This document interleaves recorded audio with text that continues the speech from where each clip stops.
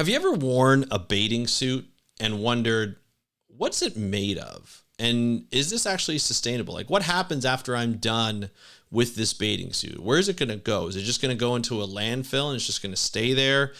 What's going to happen? Well, I asked the same question, and I was approached actually just coincidentally by the CEO of Carve Designs, Thayer Sylvester, who wanted to come on the podcast and talk about just that very thing, is how she built with some colleagues, how she built a company that made swimwear but sustainably, and how she continues to strive to make it even more sustainable after people wear it. So we're going to talk to Thayer about this on this episode of the How to Protect the Ocean podcast. Let's start the show.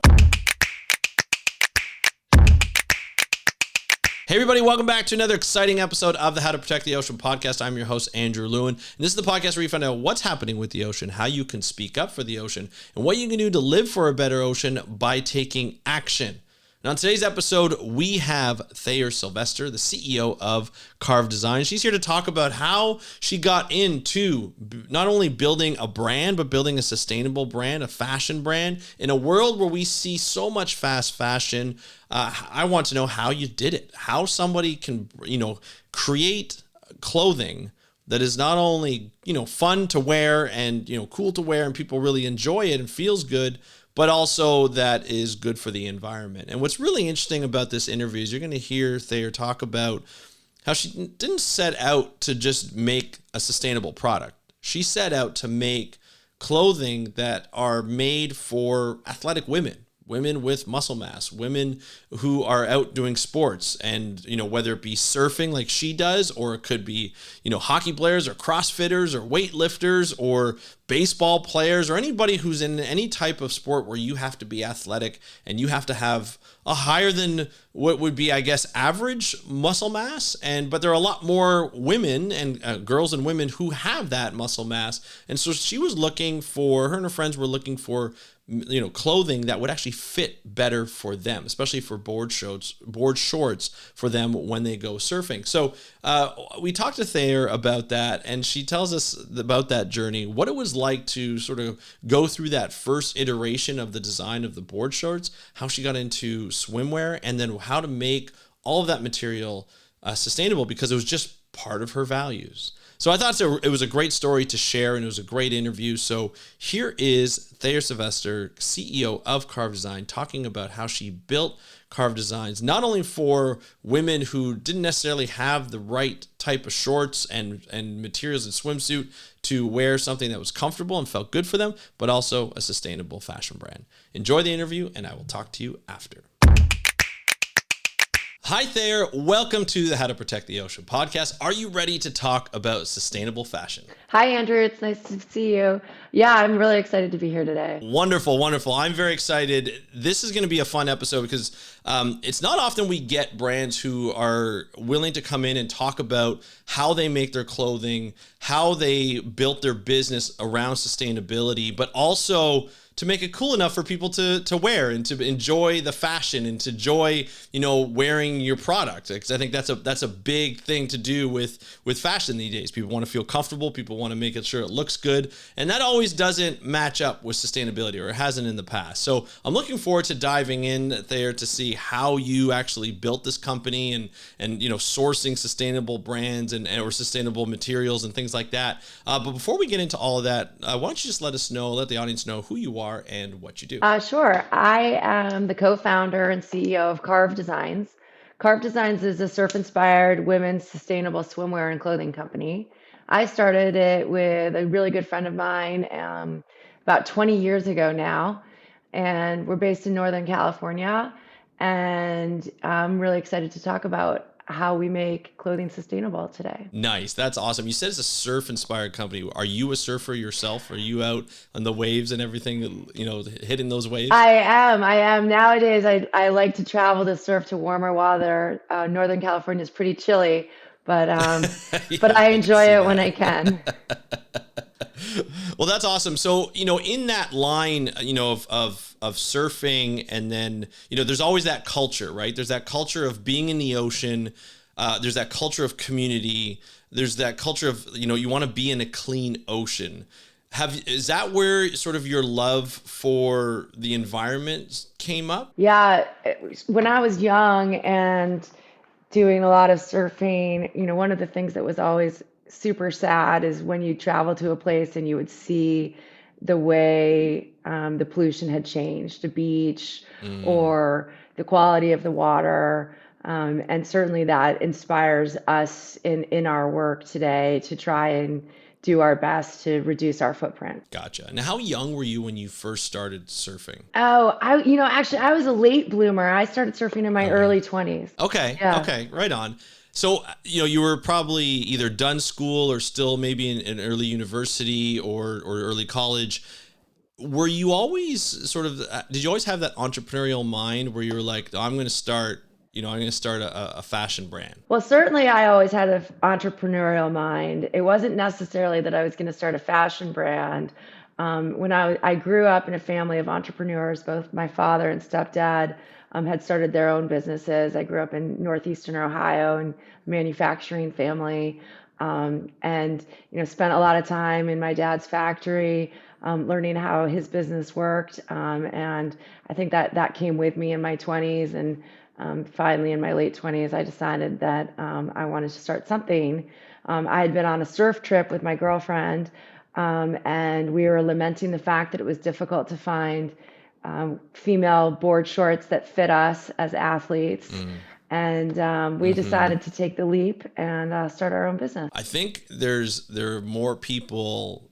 I mean, I have two young girls right now. I grew up with boys, and we never really heard about, sort of female athletes having trouble finding clothing. You just thought it was clothing. It was clothing made for everybody. But we now know that that's not the case. And I hear that more and more. I'm involved in the CrossFit community, so I hear that a lot more with our female athletes at our gym being like, it's really hard to find clothes to fit just because the legs are more muscular, arms are more muscular, and it's not that petite necessarily style that they have. And so it's nice to see, like, even 20 years ago people were lamenting about it and being like, hey, we need to figure that out. So how do you go from that idea to start making clothing? Did it go right into that, or is it more of a design thing when you first started, or is it like because you came from a manufacturing background with your parents and your uncle? Like, how does that translate from that idea to manufacturing? We didn't know anything about what we were doing when we started the business, to be honest with you. And it just takes a lot of research and a lot of willingness to make phone calls and ask for help.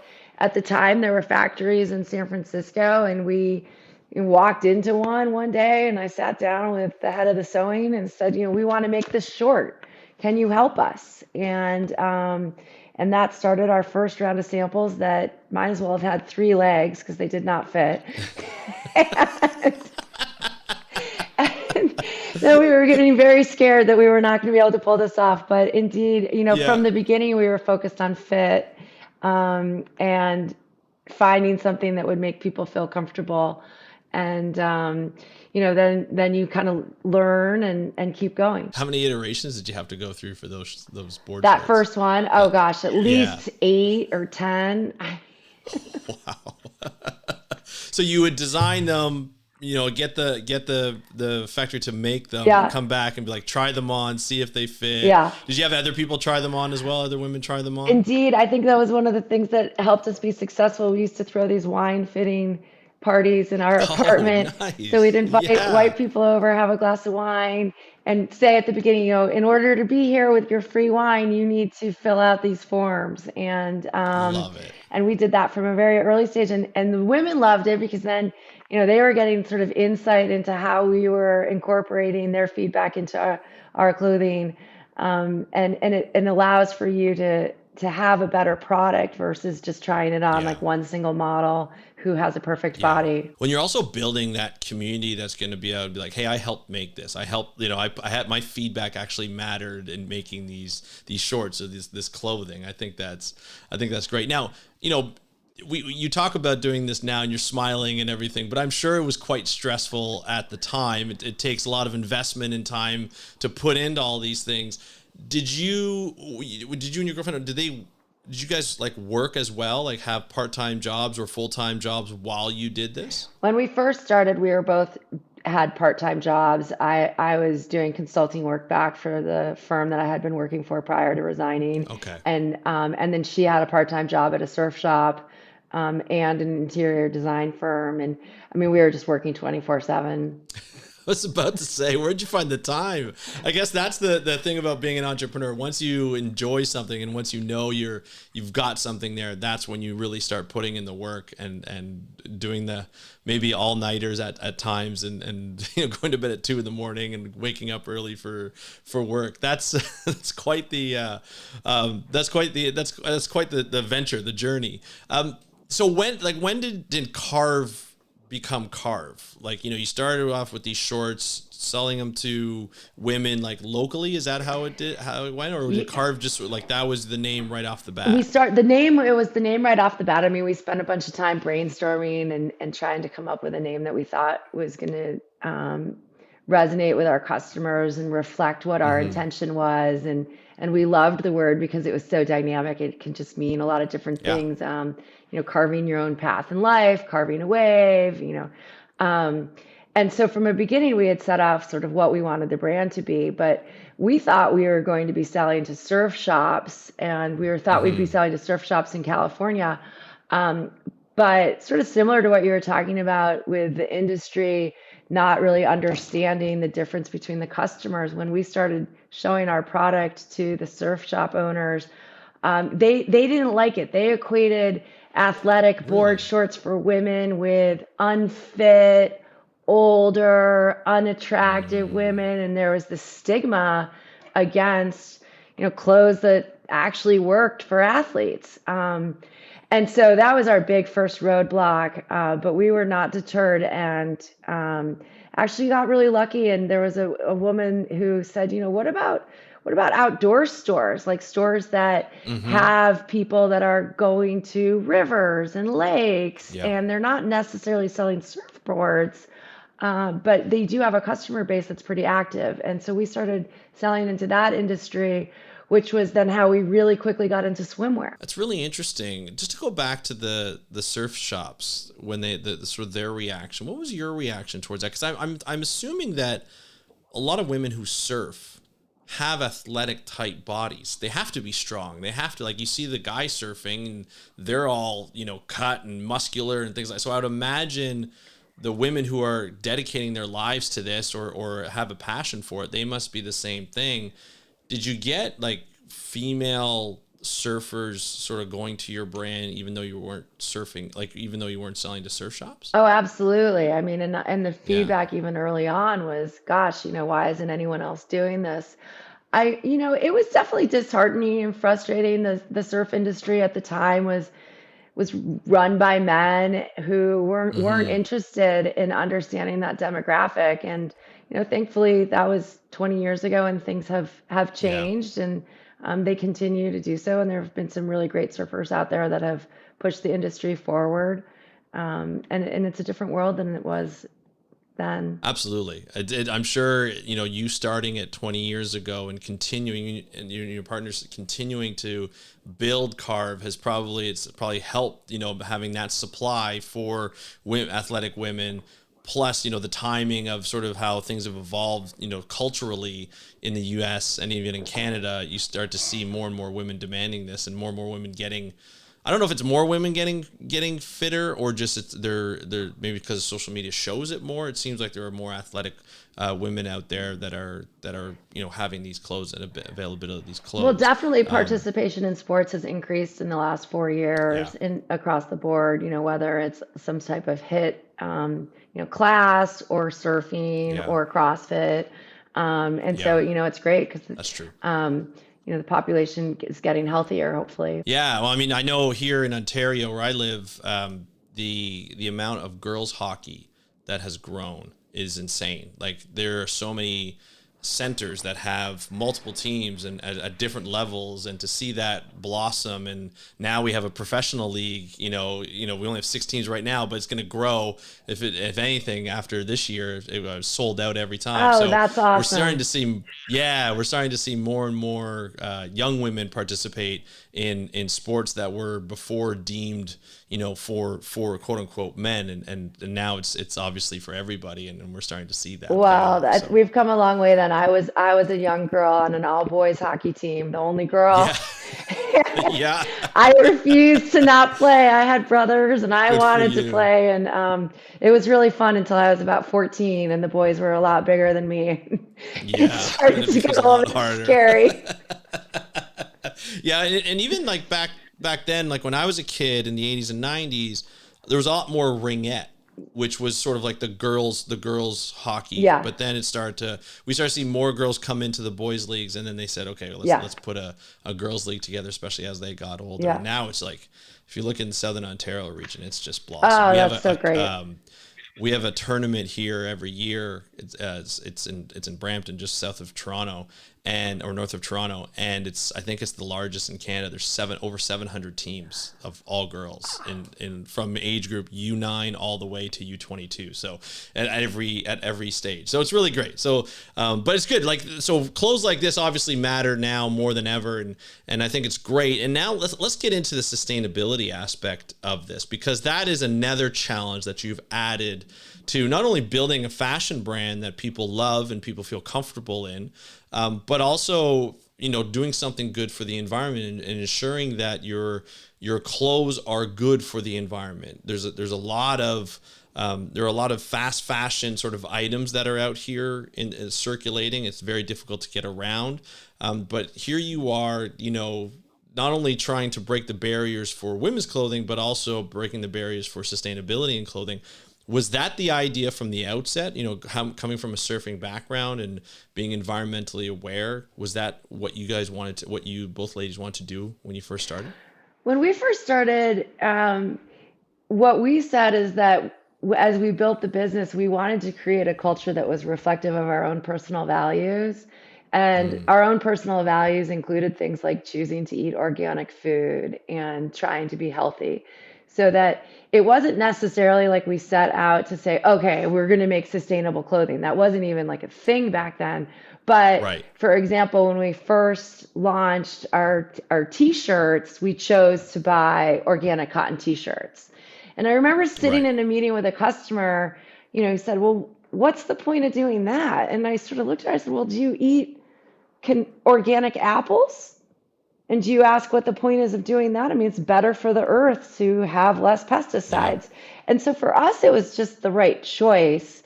It wasn't something that we had set out as a mission per se, right, but in the right, same way that you say, do you give maternity leave to new moms, and do you try and achieve work-life balance, and do you pay people fairly? Do you source right. products responsibly? The answer was always yes. Yeah, and I think I think that really is uh, something to think about, because here as marine biologists, we see, companies come out and more and more often, like especially larger companies, they'll start talking about the green things that they do, and a lot of it's like ends up being greenwashing. Right.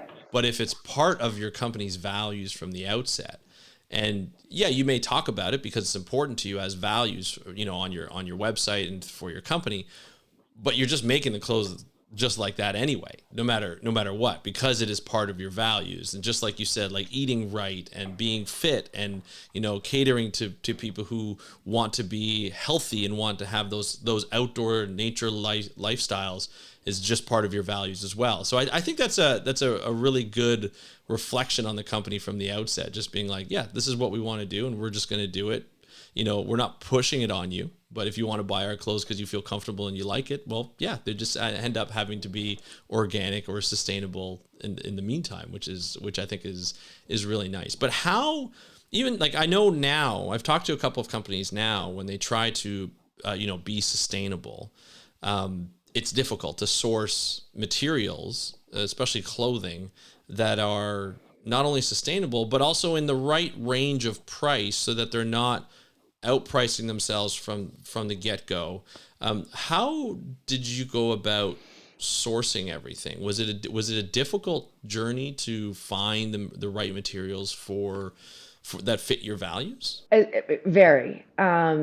Yeah. It's easy to buy, conventional goods. Once you get into organic cotton, that's a little bit easy to nowadays, though some of the certifications are suspect. But in swimwear, it was very difficult. It essentially didn't Mm. exist. And so my head of production and I flew to China where we source our materials, and we sat down with our mill and we explained what we wanted to do and gave examples in other adjacent categories where we thought that we could get some ideas around sustainability. Patagonia is a leader in that space, and Yeah. they had some synthetic shirts at the time that were not swimsuits, but they're sort of made of similar polymers. And it took us about 2.5 years to develop the fabric to a place that we felt like, you'd want it next to your skin. I mean, you're talking about swimwear.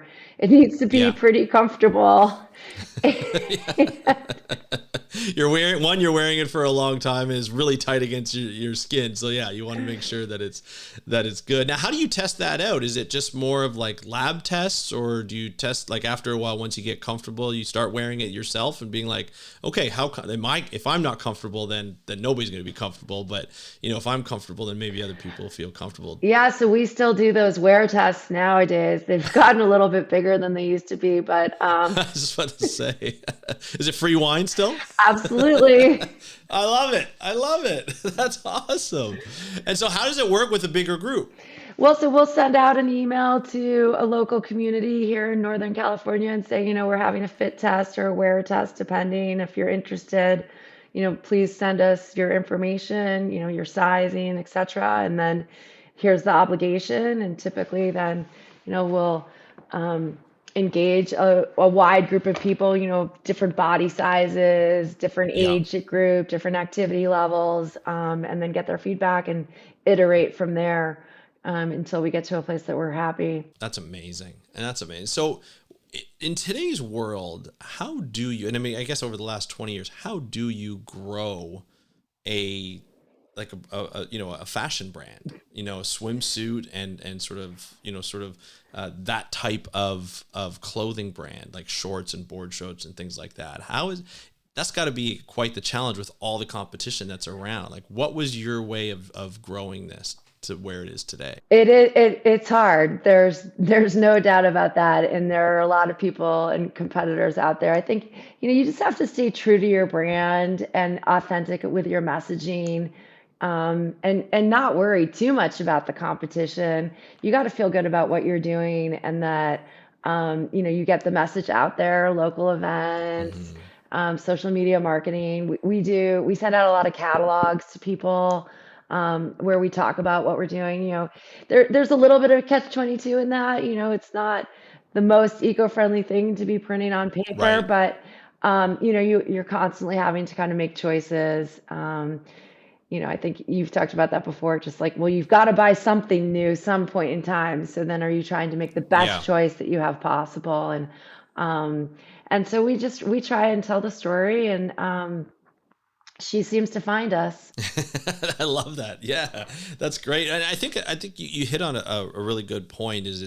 You're always trying to strive to do better. I think we're always trying to do that. We live in a world that it doesn't make it easy to do things for the environment that you want, that have a positive outlook on it, or a no factor outlook, like a zero emissions or sort of a zero footprint type of factor.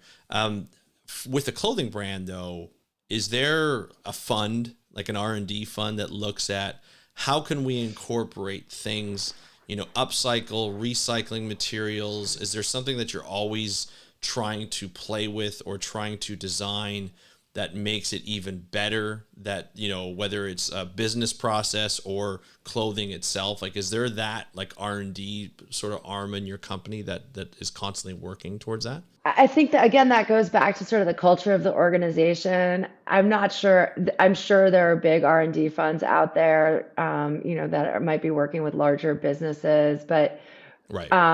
For us, it's just a question of sort of what's the next thing. So 5 years ago, we Mm. set out to say that we wanted at least 90% of the collection to be totally sustainable. And so over the course of the past 5 years, and we slowly looked at each category and said, okay, how do we get there? What happens to the price of the garment? Because like you said, it's not the cheapest option. And, Hmm. we also want to keep the lights on and pay our bills and stay in business. So we were constantly trying to say, okay, is she going to be able to pay this premium on the garment? Is she interested in making that choice? And how do we make it as affordably as possible? And so, I was excited in 2024. We were at 97% sustainable in our collection. And the couple That's pieces that are amazing. left, we're working on. But now my vision is actually really on figuring out how to recycle the recycled swimwear.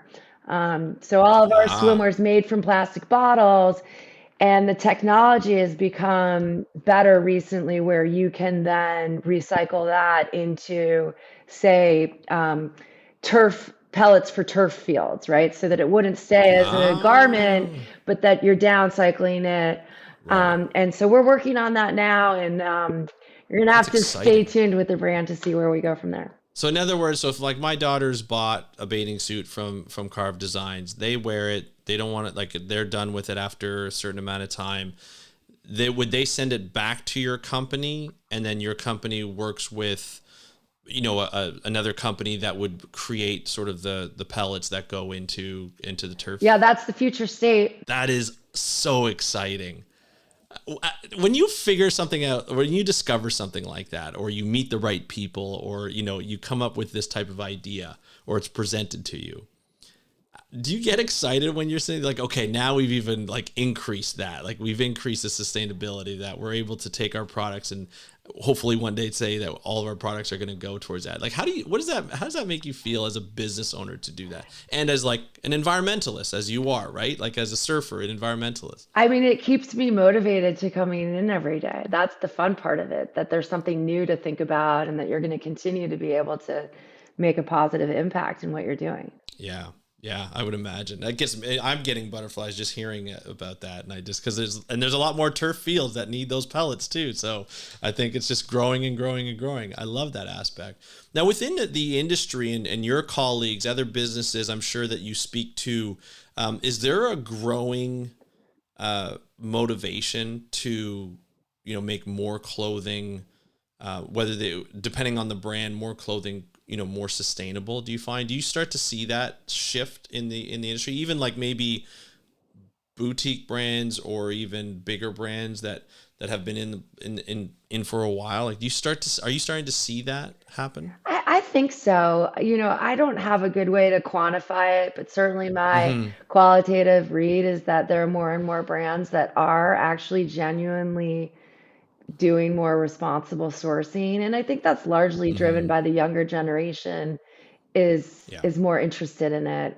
Where the older generations unfortunately haven't decided to vote with their wallets necessarily, but the younger generation I think is, and they notice it more, and hopefully that continues, um, and we stop thinking about it as an either or, but really the only option. Yeah, yeah, I agree. I think it's going to come to that hopefully sooner than later. But with your companies like yourself to be able to show them how it's done, I think is really great. To get to 97%. I think that's a huge number in this stage and in this industry.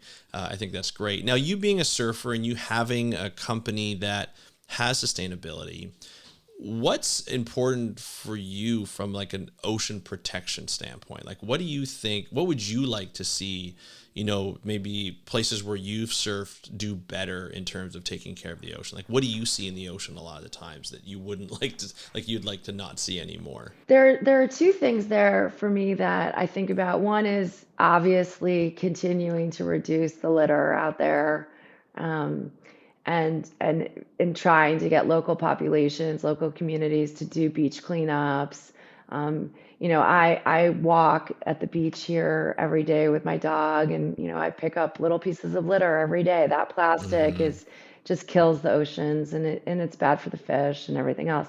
The second thing, and this is something that's a little bit less well known, is the role that chemicals play in the destruction of our coral reefs, and really having heightening the awareness of swimmers and beachgoers that there are certain chemicals in sunscreens that really should just be avoided at all costs. It's bad Yeah. for your health, and it's really bad for the ocean. Yeah, that's been a big discovery over the past few years, especially in, I think we see it a lot in Hawaii. I think Hawaii have actually Yeah, banned they have. those Yeah, chemicals. Yeah, yeah, so that's good to see. It'd be nice to see more of the states and even here in Canada to ban that, because it's interesting how we wear these, we're told to wear these sunscreens and things and these chemicals and these lotions and stuff, and have so many chemicals in it, and we don't realize it. We're just okay, here's what we buy. It smells nice, it feels nice, okay, but then it's really not good for you, and then we have to change. And so you wish there was a little bit more protection in that for us, as well as the environment. yeah. So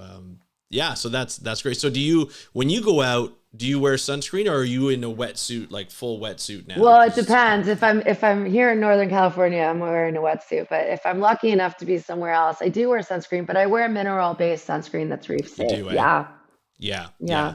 It's a little harder to apply. I find it a little stickier to apply, but Tints your it skin a still little bit. works Yes, it a does. little bit. Yeah, Yeah, yeah, yeah. But it works, and it's better for the environment. yeah. And I just love that. Now, just to kind of finish off here, because this has been a great interview so far. What would you like the next?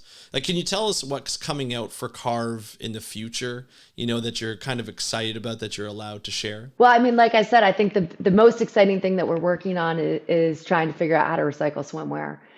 There Yeah. isn't anyone doing that right now, and I'm excited to have partners to help push that technology forward. Um, but that's really where we need to go, is continuing to think about Hmm. how to reuse our clothing and swimwear. One, no one wants to wear your used swimwear. It's not like No. your Johnson and Murphy shirt. And It's true. It's true. Yeah. Swimmer's a little bit more personable. It's like you're not wearing somebody else's underwear after they've yeah, worn it, so it's a you're little not bit taking different. it to Goodwill.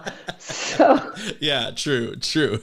so right now it's really just all going into the landfill, and that is upsetting. And then the second thing, and there's sort of this hidden thing around packaging and clothing, and Mm, trying to keep clothing clean and feel new from the time it leaves the factory to going to the warehouse to getting to the store, getting to you at home. And hmm. we launched compostable packaging several years ago.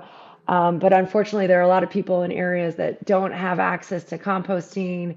So we're like then Mm, playing around with recycled packaging, but really right. trying to even just like completely eliminate as much packaging as possible, is something we're working on right now as well. That is amazing. Thayer, this has been such a fun time to get to know you and get to know your business. I really appreciate you coming on the podcast and sharing all this and being so transparent about what it was like to grow Carve Designs from beginning to now. And I'm looking forward to having you back on. I'd love to have you back on to talk more, and the journey of recycling those bathing suits into the turf pellets.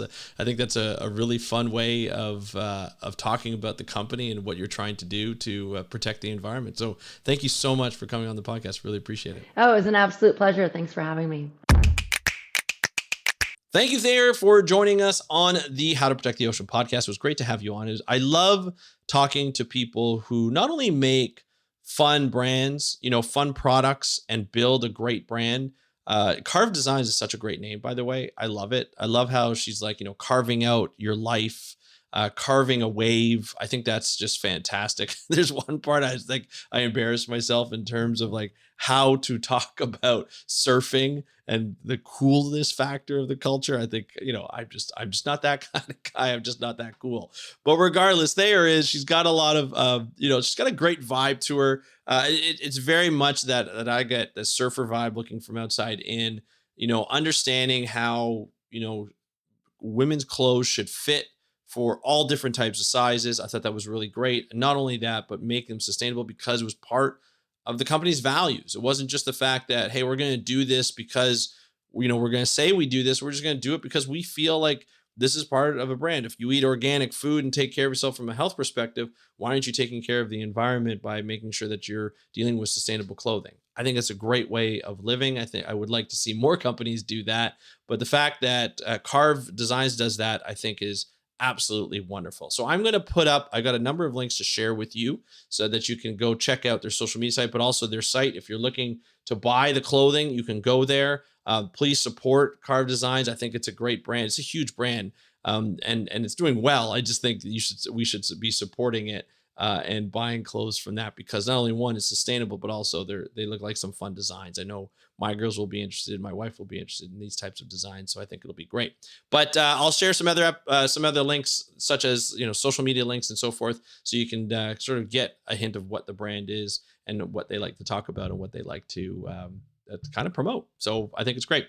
But anyway, that's it for today's episode. If you are looking for more content like this, and you can't always listen to a podcast, I understand. I publish 3 days a week. It's difficult to keep up with all these episodes, but you want to know what's happening. You want to still keep an eye on what's happening with the ocean, new stories that come out. You can sign up for the newsletter that we put out. It's called, you just have to go, it's called the Speak Up for Blue newsletter, but you can just go to speakupforbblue.com/newsletter to sign up. Just have to put your email in. It's free. I don't worry about, I don't sell any of your emails, or I don't pass on your emails. I keep it private for myself, just to share ocean information and so forth. So you can check that out, speakupforbblue.com/newsletter. And just like the culture and the community of surfers, I am also creating an app to sort of promote the culture and community of the Speak Up for Blue audience and the How to Protect the Ocean audience and the Beyond Jaws audience. It's all in one app. We're going to have live Q&As. We're going to have hopefully some video and some live streaming down the road. But the idea is it's going to be free to sign up. There are going to be some paid sort of services through there, but for the most part, it's going to be free. You get access to all the different stories that I share, all the podcasts, all the videos, all the TikToks, the short form, long form videos. You get everything that's in there. Maybe some off the cuff remarks that I have throughout the day that I'm going to be promoting there. And you get to hear from other people. So I think that's always fun. If you want updates on that, you can go to speakupforbblue.com/ocean app. But that's it for the show today. So thank you again to Thayer Sylvester, CEO of Carve Designs, for coming on the podcast and telling her story and all about Carve Design and the sustainability aspect of it. We want to thank you for listening and sharing these episodes. If you find that you have a friend or a family or a colleague that are interested listening to a podcast like this, we appreciate you sharing that with us. And with that said, thank you so much for joining me on today's episode of the How to Protect the Ocean podcast. I'm your host, Andrew Lewin. Have a great day. We'll talk to you next time, and happy conservation.